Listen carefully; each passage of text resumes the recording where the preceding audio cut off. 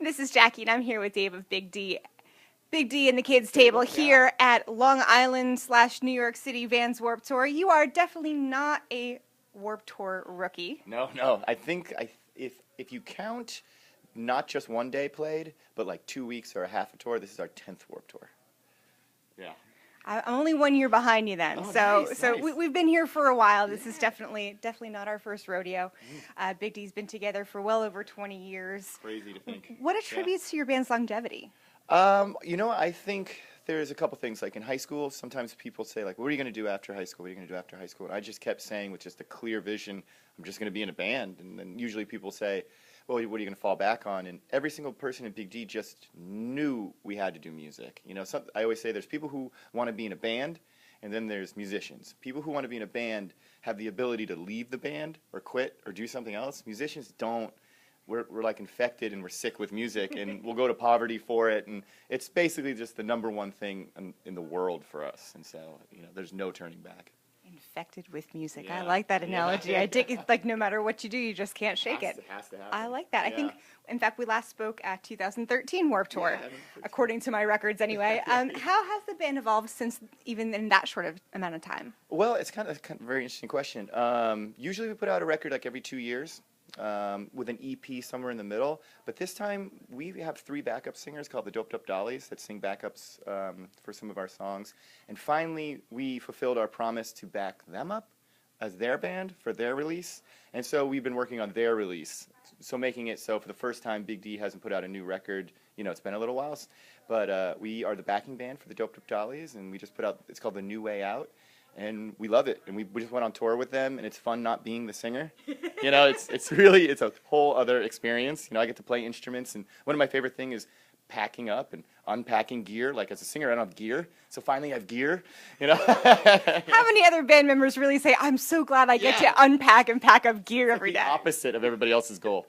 But that's what we've been doing, and hanging with the Doped Up Dollies. Nice. So a little variety in there, definitely spice things up a little bit.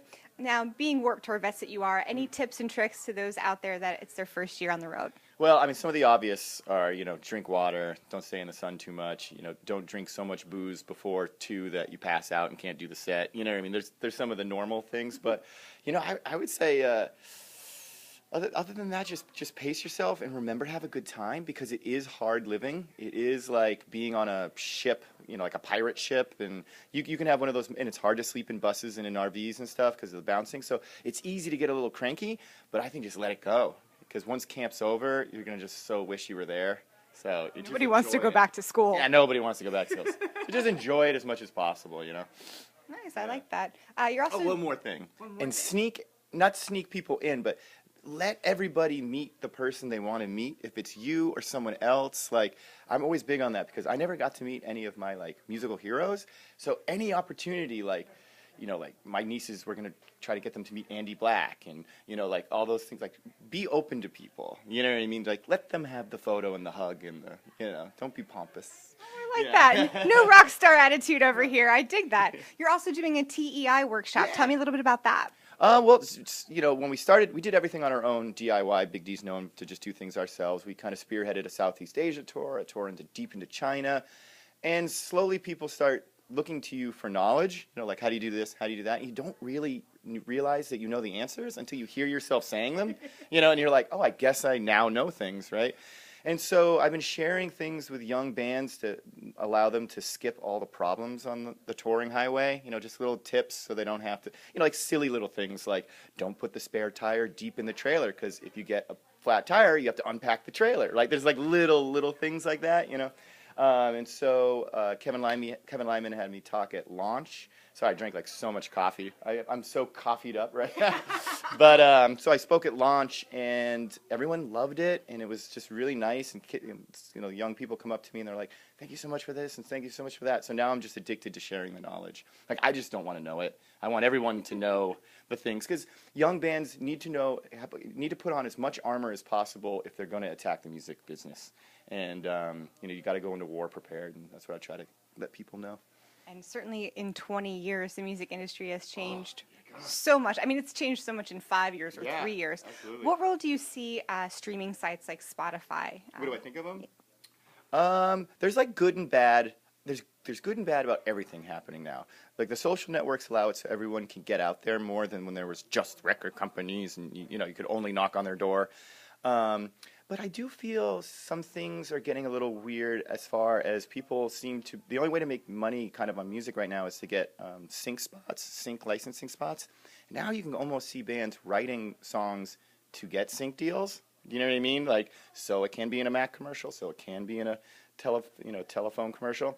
So that's a little weird to watch. Like, I think a lot of bands want people to like them, where when I was young, the goal almost was to make people not like you. Like, you play this music to make people go like, oh my God, no. And then later they like you. Like, some of your, like food.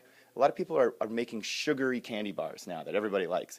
But a lot of us like hot sauce. A lot of us like spicy food that you don't like at first, but later you become addicted to. So I think that's changed a little bit. Like, yeah, I like the whole idea of you're going to really hate this song. I kind of miss those days, you know? But, yeah, so. There's something about 2017 where we were so ready to be done with 2016. That's so true, yeah. And then we got this shit, and we're like, oh. Yeah. How can we use music to cope with, no matter what side of the aisle you may stand on, but use music to cope with daily life and things that come in the way? Well, music therapy is obviously real, and I think people listen to specific bands more than they'll listen to their brother or sister, best friends, the president, teachers, whatever preacher god they have. Like, their own personal positive propaganda that they put in their ear, like they follow the singer. So I call us free therapists. You know what I mean? And I think during these times, ska music's probably going to come back a little bit because everybody needs to be happy, and metal will always be there so people can scream into their pillows. You know what I mean? I like that. So I think music is very important right now, and people should, especially Americans, because I travel around quite a bit. Americans these days are really tight, and we're really nervous, and if we can somehow just kind of open up a little bit and just be, it sounds a little hippie, but be more free and just, be able to take more hits and don't be scared about taking the hits, like life's blows. Just deal with it. Hit it, get hit and stand up rather than cower for the hits. I like that as well.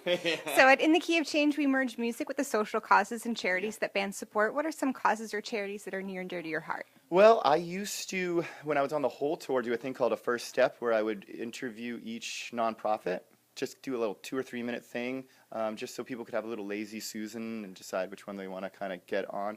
But I love all the different ones. There's a bunch of animal ones, what was it called? Music Cares helped me once. When I had thyroid cancer, they gave me a little money to help me. I even said no. I was like, I'm actually going to be covered. I don't need it. And they were like, no, you don't understand. You still need to buy groceries, and you need to pay phone bills. And I was like, my God, you're so right. So that money really helped me. And it wasn't that much, but it was just enough.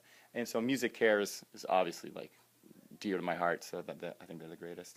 Yeah. And there's lots of great charities here at Warped Tour that kids can investigate. Yep. What's up next for you after this big show? My God, right after this, we go to the UK and Europe right away. We're basically trying to do like a world tour in a summer. It's ridiculous.